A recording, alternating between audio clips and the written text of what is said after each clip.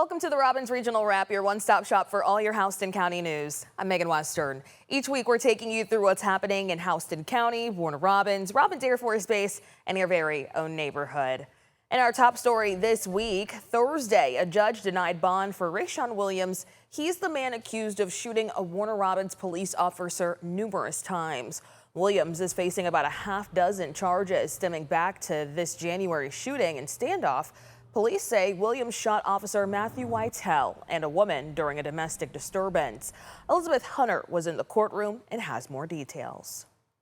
A request for bond brought Rayshon Williams into the Houston County Superior Courtroom on Thursday. Despite the gravity of the charges, we argue that Mr. Williams is a good candidate for bond. The defense asked for a $10,000 bond and complete house arrest at his mother's house in Macon. Mr. Williams is not a significant risk to reoffend. He does not have a significant criminal history, and there's nothing in his record that would indicate that he's ever failed to appear for court. The defense argued Williams is not a risk to flee or commit more crimes. District Attorney Eric Edwards disagreed. He is an egregious risk to reoffend while on bond, as well as an egregious danger to this community if allowed out pending trial. Edwards described the January 29th shootings of Officer Matthew Whitell and Jardis King. Edwards says it's all recorded on Whitell's body cam. He says Williams fired an automatic weapon, hitting Whitell 6 times and King 3 times. He says investigators have not found that weapon. He says a child was also involved. During the whole time this shooting happened, there was a 7-year-old child present in the home who witnessed her own mother the aftermath of her having been shot multiple times. Whitell was in the courtroom during the hearing. Judge Amy Smith denied Williams' bond request. Certainly indicated a willingness to flee from the police, to take whatever actions were necessary to not be taken into custody, and that shows a risk to reoffend. Williams' lawyers said they plan to reapply for bond in 90 days. In Houston County, Elizabeth Hunter, 13 WMAZ News. Edwards says he expects the state to be ready for trial by August, but so far, no trial date has been set. And Warner Robins police need your help to find the driver who hit and killed a man, then drove off. Police say 25-year-old Luis Manzano was walking on Moody Road around 10:30 Wednesday night when he was hit by a car driving north. He died there. If you have any information on the case, you can contact Macon Regional Crime Stoppers at 1-877-68-CRIME. That number at the bottom of your screen, 1-877-68-CRIME. And for years, we've reported workplace safety issues at the Pyrotechnic in Byron. Now, 2 workers are recovering after an early morning explosion Thursday at the fireworks factory. Peach County Fire Chief Tim Bechtel said both victims had to be intubated because they breathed in so much heat. The factory has a history of safety issues going back decades. OSHA records show at least 5 investigations here between 2019 and 2022 involving explosions, chemical flash fires, and severe burn injuries. Those cases resulted in more than $240,000 in initial penalties, but the problems go back even further. In 2006, an explosion damaged nearby homes. In 2016, a worker was seriously injured, and OSHA cited the company for one, quote, willful violation. Some neighbors say the explosions have become an unwelcome fact of life. They're gonna blow us off this hill here. Yeah, the thought has, you never know what they have over there.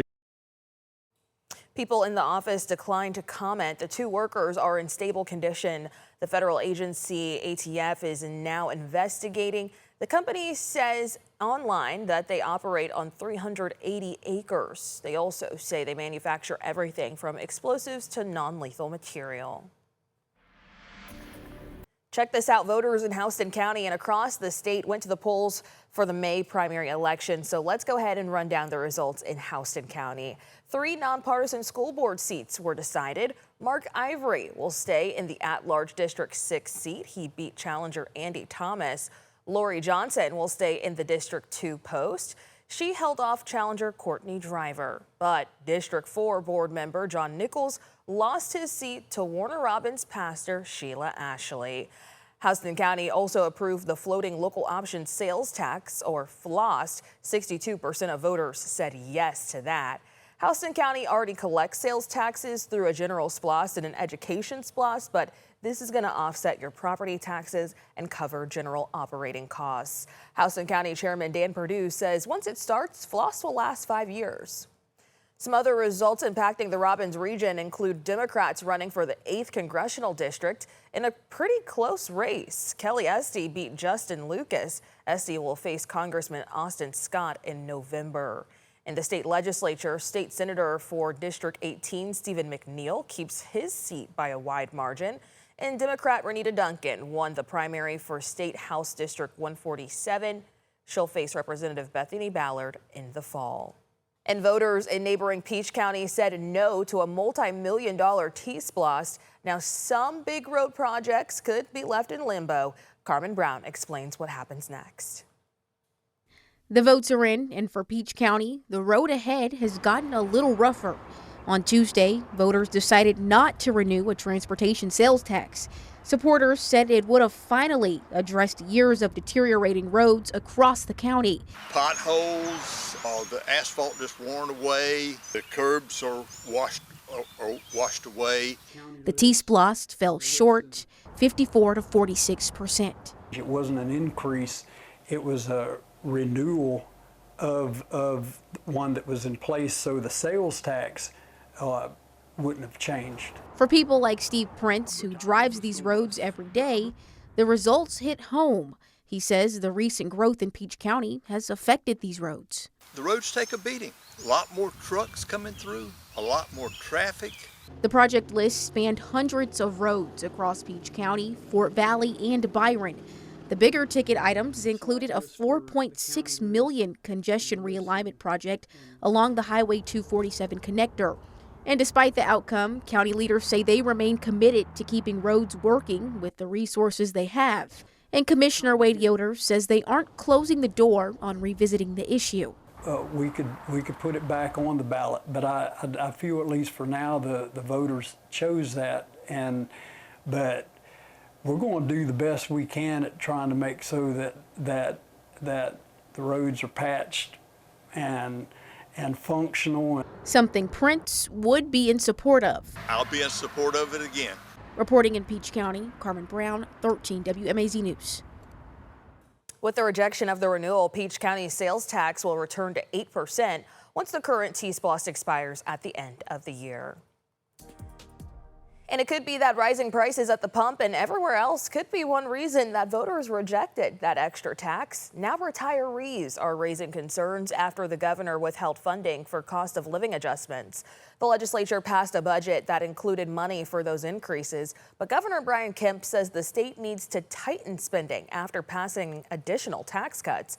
Hunter King spoke with a Warner Robins retiree who calls the decision a broken promise. Cheryl Williams spent decades working for Georgia's Department of Family and Children's Services. She retired 9 years ago, expecting a reliable pension that would keep up with the rising cost of living. We put in decades of service to the state, and we felt when we retired that we were going to have a sustainable income. But Williams says her monthly pension check has increased just $63 before taxes since she retired. That averages out to about $7 a year. Meanwhile, groceries, gas, and medical expenses have climbed steadily higher. And at some point, they're going to have to make decisions whether they're going to buy food and eat or whether they're going to pay for medical expenses that are needed. The Georgia legislature passed a budget this year that included funding for retiree cost of living adjustments.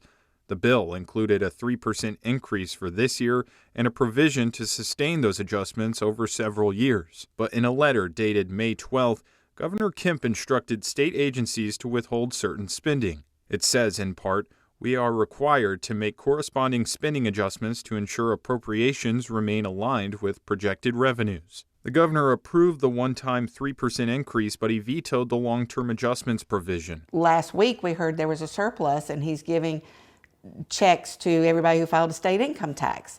So, and then this week, there's not enough money in the budget to give us a sustainable cost of living. So I don't understand. That doesn't make any sense to me. Now Williams hopes the legislature will vote to override the governor's decision. Reporting in Warner Robins, Hunter King, 13 WMAZ News. Now, the median pension for the Georgia State retirees is $20,000 a year. That's about $1,600 a month before taxes. And the city of Centerville released its proposed 2027 budget, but the millage rate remains a big question. The recommended budget tops $17 million. That's about $2 million more than this year's. The general fund, which pays for police, fire, streets, and parks, gets most of its money from property taxes. This year, the budget shows $3.2 million. Some people, like Cameron Andrews, worry that the city will keep the same millage rate or raise it, which would raise property taxes. I think they'll vote for it because, at this stage it seems like everybody in the county is tax and spent. And I hate to be ugly about that, but people are tired of that. People are tired of constantly being asked for more, and it affects their bottom line. The millage rate isn't listed in the budget proposal. Centerville Councilman Justin Wright says they have not decided that yet. Developing story for you. The city of Perry is looking for someone to step in and reshape the downtown. The city's looking for a developer to turn a half-acre site on Meeting Street into a mixed-use project. Economic Development Director Holly Wharton says they want a development that complements the historic look while adding more foot traffic and more reasons for people to spend time and money downtown. She says the city has identified the property as a prime location. This area is very exciting to us because it's one of those primary gateways into downtown Perry, but it's also a very developable piece of land. So it's perfect to work with a private company or private developer to meet some common ground there to get additional investment in the downtown district. Applications are due June 5th. Wharton says after that deadline, the Downtown Development Authority will review the proposal and select the developer for the project.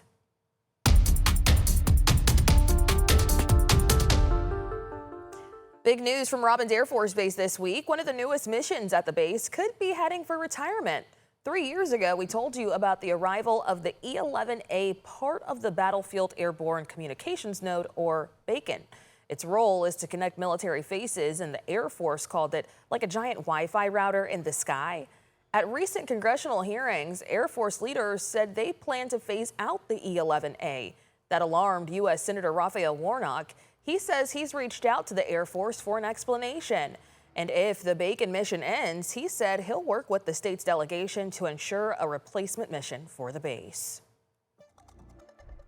And a change of the rules in the city of Warner Robins helped one special needs pup find a safe place to call home. The city has a limit on the number of dogs a person can own, but Jasmine Lee shows you why city leaders made room for one more rescue. City leaders say this case could test how much flexibility Warner Robins has when animal limits and rescue situations collide. For Zachary and Tiffany Novak, animals are more than pets. Their 6 animals are a part of their daily life, a part of how they get through the hard days, and a part of their family. Our animals have become our kids. Zachary is a disabled Navy veteran, and Tiffany has medical issues of her own. But their animals help them each day, even helping Zachary manage his PTSD. So when they saw a dog with medical needs, they knew they had to help. I feel everything in itself, from the smallest creature to even the largest one, has a right to live and at least have a chance. And that's what we want to give them, the opportunity. Zachary says he first learned of Amir through the local rescues. Amir has heartworms and was at risk of being put down. So the Novaks put in a waiver asking Warner Robins leaders to allow them to have more than a 6-animal limit. Even going through the process of doing the heartworm medications, it's very hard on the animal, and there's no guarantee for the survival. But without us intervening, the animal would have no chance. City officials reviewed the case Monday and found the Novaks have a good record. With no nuisance complaints, the family met the city's requirements under the code for an exception. It was a favorable outcome. It didn't have to be, but I still appreciate their time. Now, Amir has a forever home. Reporting in Warner Robins, Jasmine Lee, 13 WMAZ News. The Novaks say they will pick up Amir from animal control soon and start him on special medication. As for the waiver, city records show this is only the second time in 11 years the city has considered a waiver like this. And following the rules of the road is always important, but on a holiday weekend, officers are going to be watching. Police say too many people still take shortcuts when it comes to seat belts, and that decision can turn deadly fast. Warner Robins police are rolling out their annual Click It or Ticket campaign through Memorial Day weekend. Naomi Washington explains how officers will step up enforcement to save lives. That simple click is something Warner Robins police will be watching closely for over the next few weeks. Major Lee Van Osdol says officers can usually spot when someone isn't wearing a seatbelt. And then they'll pull them over and make the determination as to whether they're going to issue the citation, issue a warning. You know, not everybody's going to get a ticket every single time. Last year, during the Click It or Ticket campaign, Warner Robins police issued 92 seatbelt citations. Van Osdol says the goal isn't about writing tickets, it's saving lives. So I've responded to crashes where people have been ejected, where the seatbelt clearly could have changed the outcome, saved their lives, or kept them from being seriously injured. Just make putting on your seatbelt the first thing you do when you get in the car. You'll avoid that ticket, and it's for your safety. Kelvin Jones from Warner Robins says he never drives off without his seatbelt. You have accidents every day. You got to be aware of your surroundings and all that in the street. It's supposed to come out and pull out in front of you, and then without wearing a seatbelt, you can hit the dashboard and hurt yourself. Memorial Day weekend is one of the reasons they step up enforcement this time of year. Van Osdol says with more people traveling, officers can also expect to see more distracted drivers and DUI cases. So if we can do whatever we can do to cut down on those accidents and to increase people's survivability, that's what we're going to do. Remember to buckle up, be safe, and be prepared. Major Van Osdol says officers will not be focusing on just one part of Warner Robins. He says drivers should expect to see extra enforcement across the city. Also underway is the 100 Days of Summer Heat campaign. Warner Robins police remind everyone to drive at safe speeds, avoid distractions like phones, and never drive under the influence.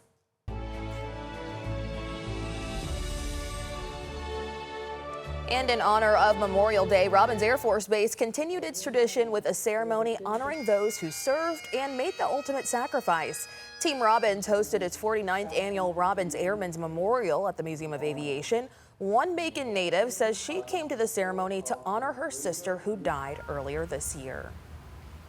It's wonderful to have her honored because she served greatly for the military and for this accomplished mission here at Robins Air Force Base as a civilian, and I'm proud of what she accomplished. The memorial began in 1976 to honor those who have passed and support those who continue to serve. Since then, the ceremony has recognized more than 2,200 people, including civilians, active duty airmen, guardsmen, soldiers, sailors, and Marines for their sacrifice and service. I don't even have a word to describe that because they've all been such an amazing people to me. This Houston County great grad shares the support system behind his success and the journey that made him stronger. You'll meet this great grad when we come back.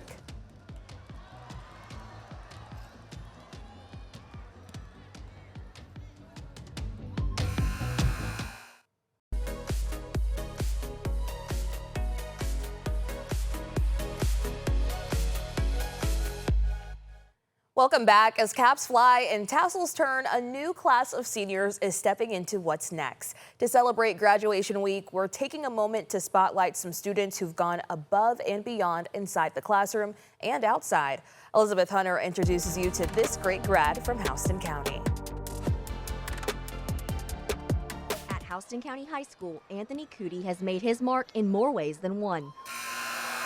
A four-year honor student with a 4.0 GPA, but it's what he's done outside the classroom that tells the full story. What we do is wheelchair handball, and then we go to wheelchair basketball, and then we do wheelchair football, and every single one of those is different. From the weight room to the Houston County Sharks adapted sports program, Cootie has spent years pushing himself, building confidence and resilience. I made a lot more friends, got out of my shell, became way less shy. He says sports helped him step out of his comfort zone, but his journey hasn't come without challenges. Hello, my name is Anthony, A-N-T-H-O-N-Y. Cootie is deaf and says the support from his interpreters, coaches, and teammates has made all the difference. I don't even have a word to describe that because they've all been such an amazing people to me. Whenever I needed something or asked for help, they were always there to support me in any way they could and assist me. That support system helped him become a 2-time Scholar Athlete of the Year and a multi-time MVP, even contributing to 11 state championship titles. When you win a championship and you work hard for it, you grind it out in practice, and you win that state championship in a good way, it's amazing. Now, as he prepares for his next chapter, Cootie hopes to give back. He's considering accounting or a future in special education to help students like him. So I have teachers of the deaf help me a lot, and my interpreters. I wanted to do the same for the other kids possibly in the future. He says no matter what path he chooses, he has a simple goal in mind: make a difference and help others. In Houston County, Elizabeth Hunter, 13 WMAZ News. Cootie says his biggest motivation is making his family proud. If you want to see him in action, you can find a link to their basketball state championship highlights on 13WMAZ.com. And right now, a Northside High School senior is preparing to take a leap she never thought was possible. But it's the journey behind that moment that makes Jaden Flagg's story stand out. Elizabeth Hunter shares it with us. For Jaden Flagg, cheerleading didn't always feel like a sure thing. But over the years, it became more than just a sport. It's like a family. Everyone here is extremely close. The environment is great. With support from her parents and guidance from her coaches, Flagg is now taking her talent to the next level. I signed to Trinity Valley Community College in Texas, which is a really big cheer school. They are 17-time national champions. A cheer scholarship to a program known worldwide. They were featured on a TV show on Netflix called Cheer. It was about them and another really good college. But getting there wasn't always the plan. I actually did not originally plan on cheering in college. I wanted to do All-Stars down here and go to GSU. Flagg says she didn't believe she was good enough to make a Division I team, but her coaches stepped in, pushing her to take a chance on herself. I'm like, no way. And then they always pushed me.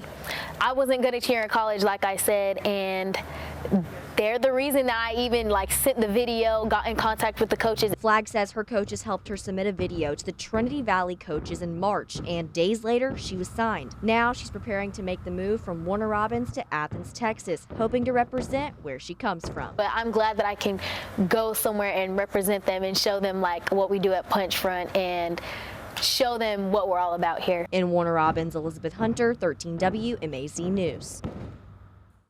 Flagg will head to Trinity Valley Community College in July for camp. She plans to study surgical technologies. And graduation means summer is here, and Rigby's Water World in Warner Robins is ready. The park hosted a soft opening last weekend in preparation for this weekend.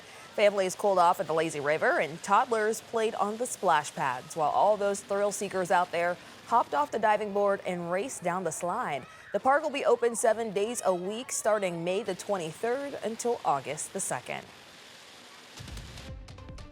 What's happening around the Robins region? We'll preview upcoming events after the break. Stay with us.